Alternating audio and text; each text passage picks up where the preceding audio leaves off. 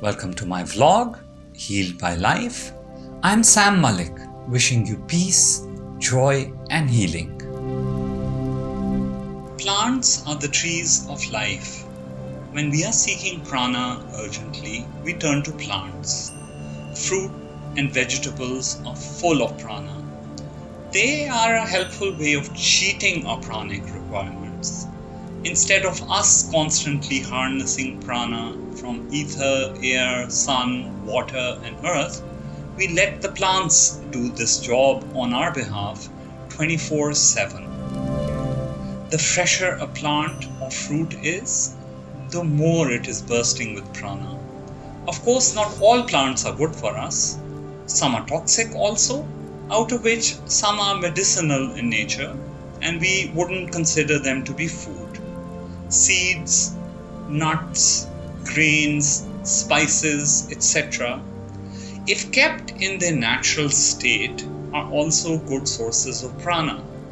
Anything which can be planted and will blossom into a plant or tree is full of prana. So wheat, grain, or rice, which is stored in such a way that it can be replanted, is a good source of prana. But when we kill it by grinding it into flour, it rapidly starts losing prana, and by the time we turn it into a loaf of bread, which has been sitting on a store shelf for a while, it turns to ama. Modern diets are full of ama. We actually add poisonous chemicals to our food so it can sit on a grocery store shelf for longer. We all know that pesticides, chemical fertilizers, preservatives, etc. are toxic and poisonous and full of ama and diseases. This ama not only makes the body sick, but makes us feel bad too. It has a negative effect on the body, mind, and the soul. No other creature would go out of his way to poison himself. Another food source for us is dairy. Again, originally, a very good source of prana. Dairy animals, when allowed to graze in nature, also consume some plants which we cannot digest, or plants which are more toxic for us if consumed directly. These plants are very healing for us if consumed first by dairy animals and then as milk. Sometimes humans also consume these dairy animals as meat for prana. Once again, free-range meat has nutrients which our plant-based diet may not readily provide for us. Animal fats, again, from these animals also contain prana. If the meat is not fresh, it quickly turns to ama also. Animals which eat meat themselves are generally speaking toxic for us to eat. Birds are another category, the mostly vegetarian types being less toxic when they are freshly consumed, and eggs also contain prana, if not produced industrially. Most fish also provides prana to the human when eaten. Since this is not a discussion on ethics, I will not promote the superiority of a vegan, vegetarian, or carnivore diet here.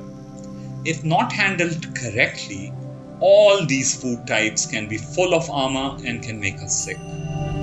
Animal products, especially meat, can be infected by parasites and other entities which can harm us if not dealt with in the cooking process. Animals also carry memories of trauma, and this too can be transferred to humans as an additional burden to deal with.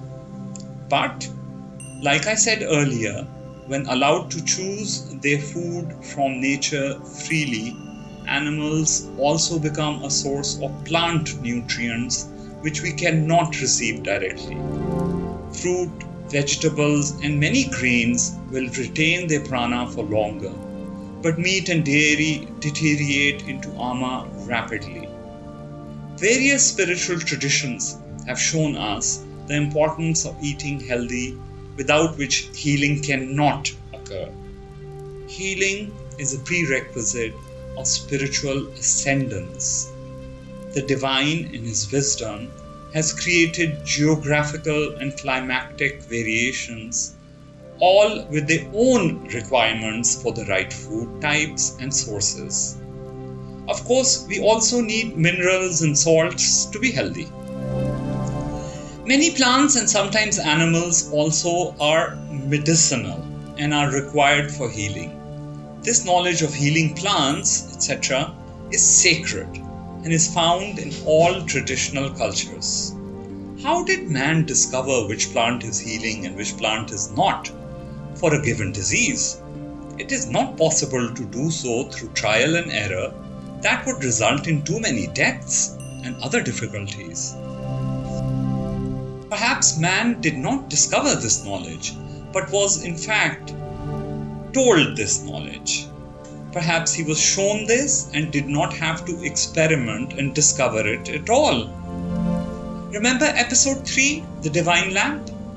Spiritual masters have revealed to us that man is the lampshade through which the divine light is creating the image of the universe around us. So let's say the divine light is passing through man's liver and it is projecting the image of, say, a milk thistle plant out in the universe. And we can know that this plant corresponds with the liver and is probably good for it. Please don't take this literally.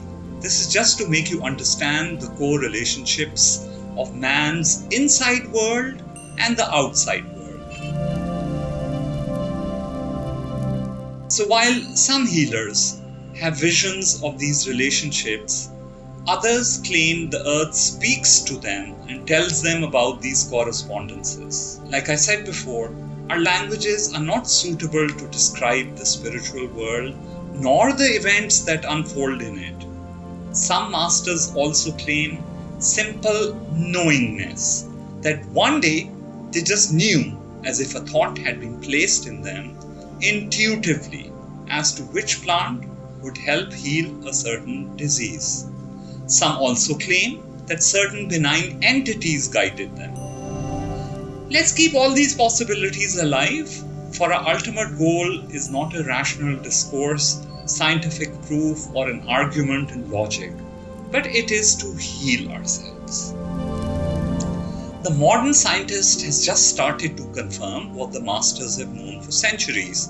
That is, that plants can communicate, have emotions, express emotions, and react to the environment. They also have a network of communications spread across vast areas, invisible to the human eye, composed of algae and other funguses, etc.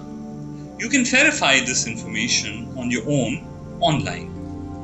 So we need a lot of prana to thrive.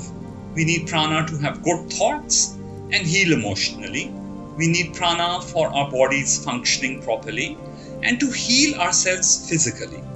We also need prana to fight the invisible war of demonic and angelic creatures for our spiritual healing and supremacy. Man, when living in harmony with nature, is offered this prana by the universe, and when cut off from nature, starts feeling sick. It's not easy to live close to nature in modern times. But no one else is responsible for this mistake but man himself. His desire to conquer and overcome nature has left him sick and exhausted. Like I said before, man is the only animal working against himself. Or perhaps we are heavily influenced by demonic forces and letting them win. Healing is a requirement for our emotional states to be elevated. We must heal to find joy in life. For as long as our bodies are hungering for prana and food is not enough to satiate our hunger, we cannot find the energy to enjoy life to its fullest. Healing is also a prerequisite to spiritual ascendancy. After all, what is the difference between a spiritual master and an ordinary person? It is the difference of prana. We need a lot of prana to activate our spiritual faculties, our spiritual vision, which can let us see the invisible life forms around us, talk without speaking, hear without listening, and experience the hidden as revealed, and of course, to ultimately experience the divine. We need a lot of prana to disentangle ourselves from the heaviness of the gross physical reality which we fall into due to excessive ama. We need a lot of energy to experience the subtle world of spirituality. But unless we learn to do that, we cannot say that we have experienced life to its fullest. We are only half alive. The correct diet has a huge role to play in this. It can liberate us from the heaviness of our bodies, the gloom of our emotions, and can even give light to our souls. Food, like sex, is sacred and very dangerous when misused. To heal is to return to our original state, our higher self, the best version of ourselves. Listen to life as it tells you how to get there. Use your creativity and intuition to find your goal. After all, you are the true tree of life.